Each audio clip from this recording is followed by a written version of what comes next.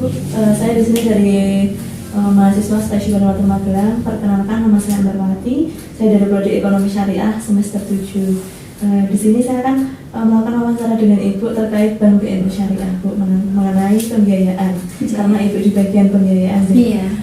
Oke, Bu, yang pertama, apa itu pembiayaan syariah? Pembiayaan syariah adalah kegiatan menyalurkan jasa dengan prinsip sesuai akad syariah.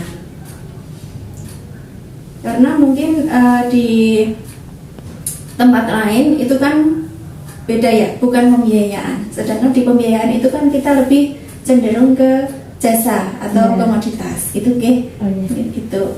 Oke.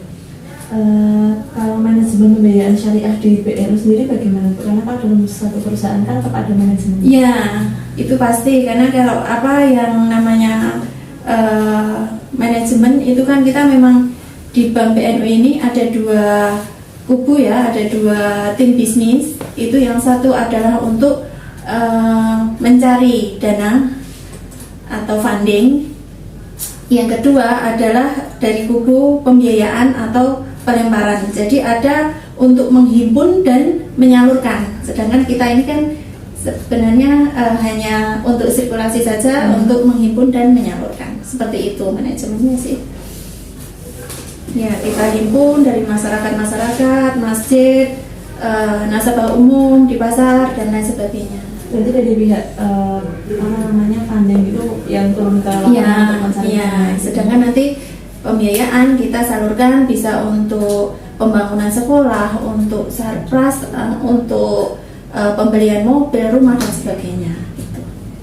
Jadi itu kalau misalnya perusahaan-perusahaan itu sudah banyak ya Bu yang melakukan pembiayaan di bank syariah. Misal PT ya, PT. Itu ada banyak lumayan. Kalau UMKM UMKM juga banyak.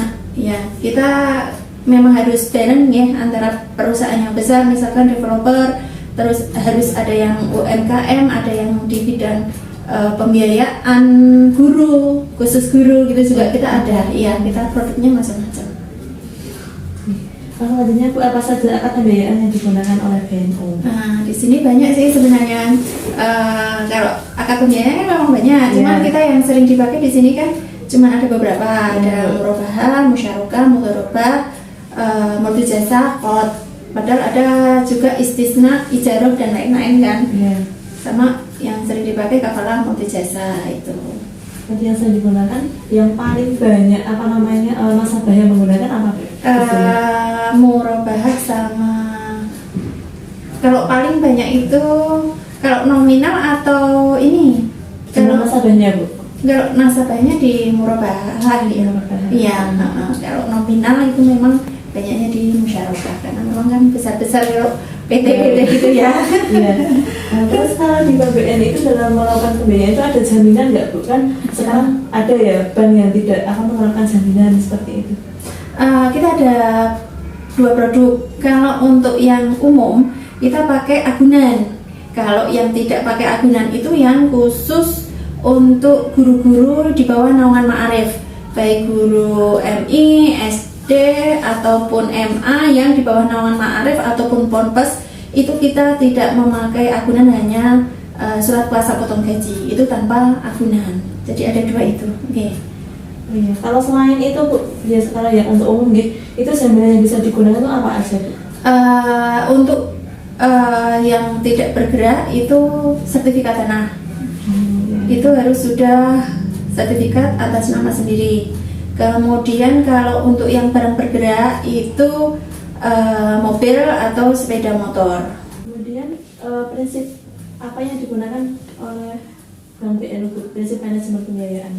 Yang jelas ya ketika kita dengan nasabah ya saling ridho ya, suka sama suka, rela sama rela. Nah, ketika kita memasarkan pun juga produk harus seperti itu. Misalkan kita tawarkan untuk produk pembiayaan, untuk pembelian rumah sekian. Nah, nanti kalau marginnya sekian gimana Bu? Itu masih kita tawar-menawar karena memang kita untuk menghindari apa ya? Ya, Biar kita tidak biar merugikan ya, Bu. ya tidak merugikan sana, tidak menzalimin, jadi kita sama-sama ridho gitu kan.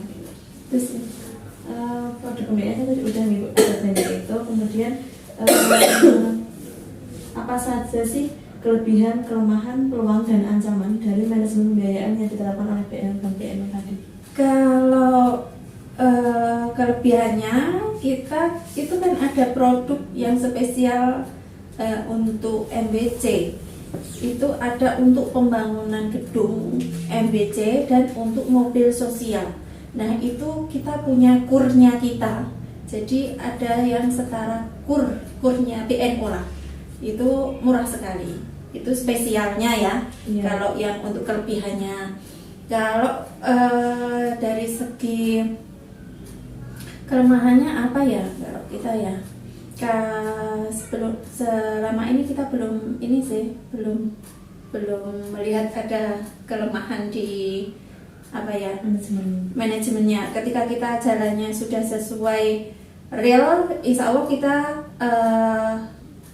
lebih safety, lebih aman gitu ya. Karena kita memang mementingkan sifat kehati-hatian ketika kita mau memberikan pembiayaan. Kemudian untuk peluang, kita peluangnya banyak karena kita kan Bank NU ini juga warga Magelang juga mayoritas NU. Ya, Bu. Istilahnya kita lebih punya peluang banyak di berbagai banom, di Ya. berbagai tempat, istilahnya sudah punya ruang lingkupnya seperti itu lebih mudah bagi kita.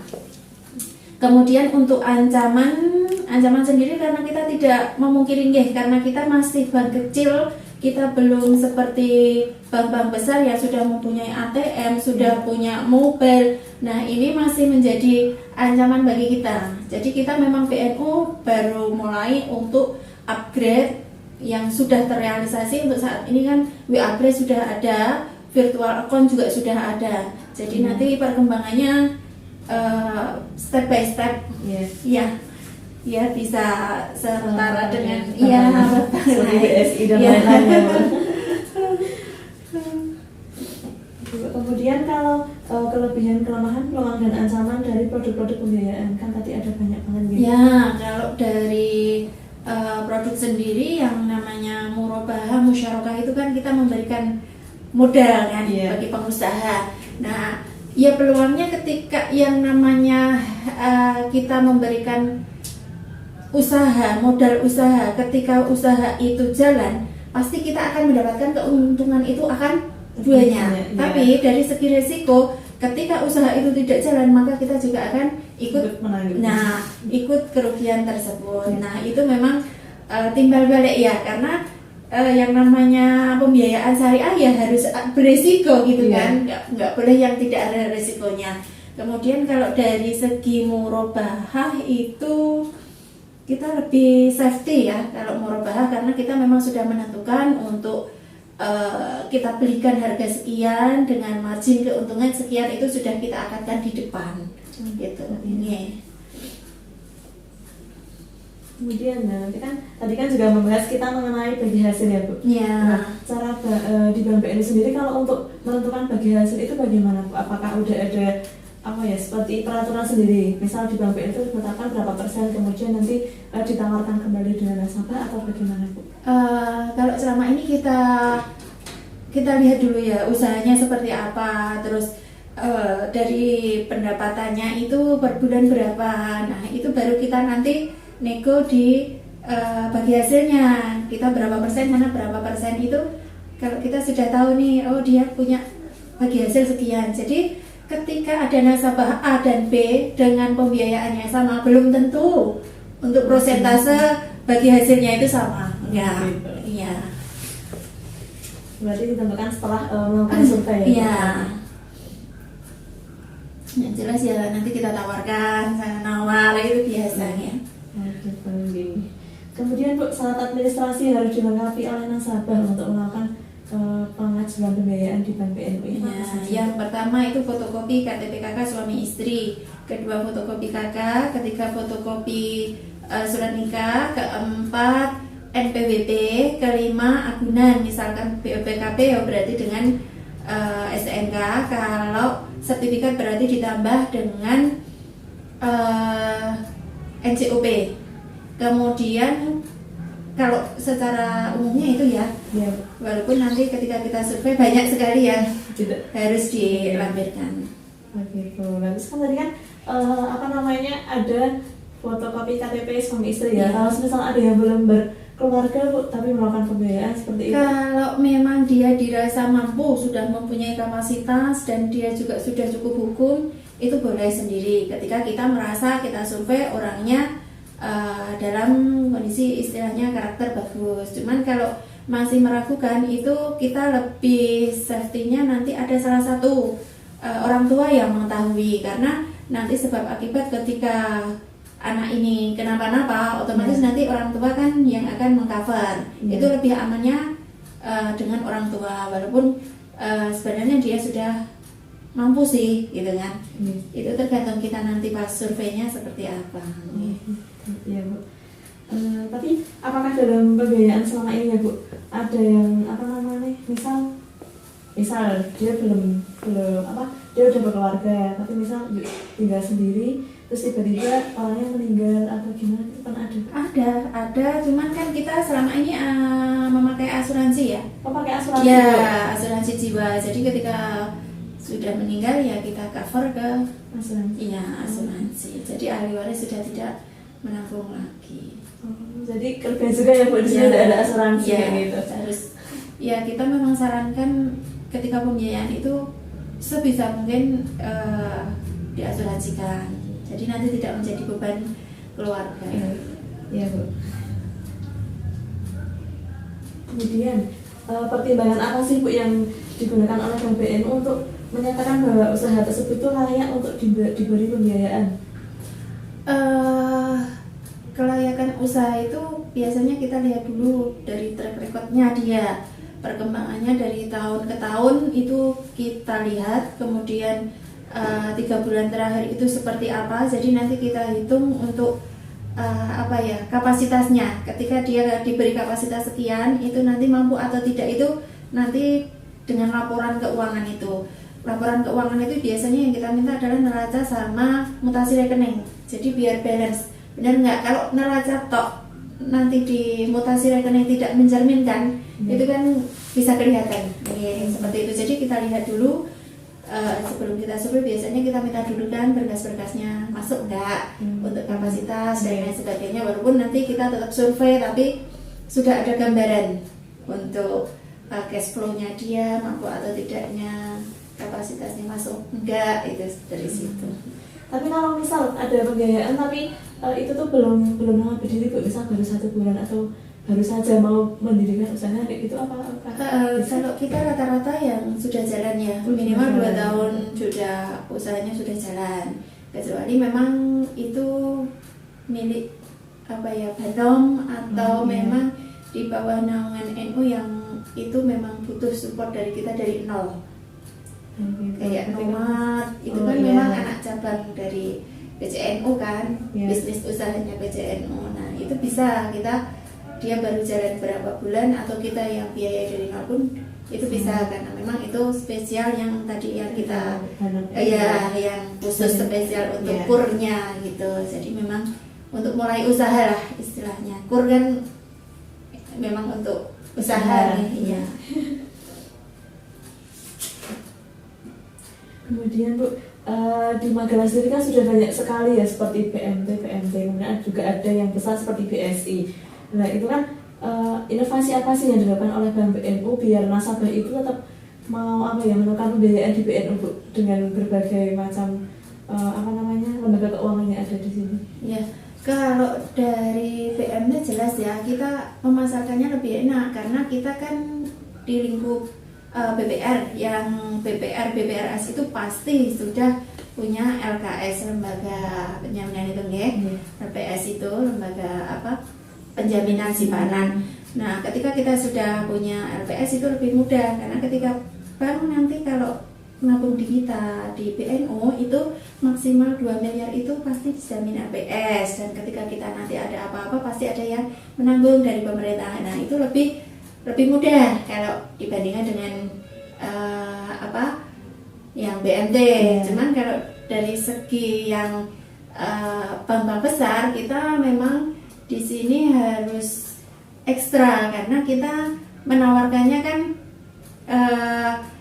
jasanya kan kita totalitas, karena ketika dia mau nabung kita jemput bola, kita ambil, dan ketika ada yang penarikan pun kita antar. Nah itu kan nilai plus bagi kita. Ketika di bank-bank besar kan nggak mungkin juga dia mau ngantar, mau ya nggak, kalau dia nggak datang ya nggak mungkin diambil, dan ketika mau ambil pun kalau kita nggak datang ya nggak mungkin diantar gitu kan. Nah itu kita selama ini seperti itu, jadi kita tawarkan untuk sistem jemput bola khususnya bagi nasabah-nasabah yang memang beliaunya sibuk, itu kan mereka lebih senang ketika nabung Mas diambil gitu, kita ke sana Mas mau ambil gitu, kita antar, itu lebih senang karena kalau beliaunya sibuk itu. Jadi di situ kita mainnya. Tapi kalau misalnya jemput bola seperti itu, apakah ada kayak biaya tambahan Bu? Tidak ada, cuman ada nominal ya. Kalau ambil berapapun kita ambil nggak apa-apa, karena memang bagian funding kan memang ambil ya. Nah tapi kalau untuk pengambilan itu ada nominal sekian untuk bisa diantar, itu tidak semua diantar, misalnya 100-200 itu juga enggak ya. Kalau resiko itu ya banyak sekali ya Mbak ya. Misalkan ada resiko usaha yang kebetulan usahanya terkena kebakaran. Nah itu jadi kan dia untuk kapasitas sekarang masih naik turun belum stabil. Itu kedua, resiko dari agunan. Misalkan kok agunan itu ternyata kecelakaan mobil, tapi mobilnya kecelakaan dan mobilnya tidak diasuransikan misalkan. Seperti itu sih. Walaupun selama ini alhamdulillah lunas, baru ada yang kecelakaan atau apa, atau bila kita safety, kita asuransikan kendaraannya. Tapi resiko-resiko itu akan muncul nanti ketika kita sudah pembiayaan, itu pasti akan muncul. Entah mobilnya sudah hilang atau apa, itu pasti ada resiko-resiko seperti itu. Kalau jaminan ya? Iya, kalau resiko orang itu ya karakter ya. Ketika karakter kita mendapat kok kebetulan karakter tidak bagus, ya itu juga resiko gitu. Atau resiko kapasitas usahanya dia mengalami penurunan, itu juga resiko. Jadi resiko itu banyak sekali, dari agunan, dari kondisi usahanya sendiri, dari karakter nasabahnya. Nah jadi ada berbagai macam yang bisa muncul itu resiko-resiko itu. Kemudian bagaimana cara memitigasi resikonya Bu? Yang pertama kalau untuk karakter itu kita survei ke rumah nasabah, itu lebih cenderung ditanyakan dia tahu dari siapa, terus kita nanyakan orang-orang daerah situ yang kita kenal itu karakternya seperti apa, atau ke kelurahan menanyakan orangnya seperti apa, baik enggak dengan lingkungan dan sebagainya. Itu kalau untuk mitigasi untuk karakter ya. Kemudian kalau untuk dari segi usaha juga seperti tadi nih, kita cek dulu usahanya seperti apa, kapasitasnya seperti apa, itu untuk mitigasi resiko. Sedangkan yang agunan sendiri juga kita harus mitigasi resiko, misalnya benar nggak ini agunannya ini, kita tanyakan ke kelurahan, ada sengketa nggak untuk agunannya, seperti itu. Kalau sepeda motor juga sama, kita tanyakan benar nggak ini punyanya itu, atau barangkali pinjem atau apa. Nah itu salah satu mitigasi, itu kita harus ada salah satu orang yang kenal daerah sana, nanya-nanya, kalau enggak ya ke kelurahan. Karena bisa jadi loh yang dipinjamkan itu BPKB-nya orang lain dan pinjam orang lain, itu sangat bisa sekali. Jadi kalau kita nggak surveinya, nggak nanya ke kanan kiri, itu pasti loss. Ya seperti itu. Lalu bagaimana cara kerja funding dan lending di Bank BNI?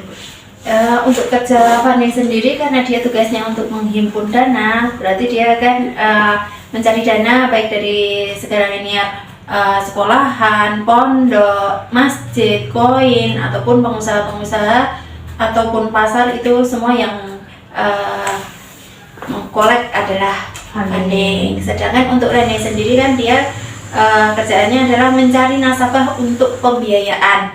Nah, baik pembiayaan untuk pembelian motor, untuk pembiayaan guru, pembiayaan multi jasa, semuanya itu dikerjakan oleh tim lending. Jadi sama-sama nyari nasabah, cuman difokuskan sendiri-sendiri, satu untuk mencari, yang satu untuk melempar, gitu.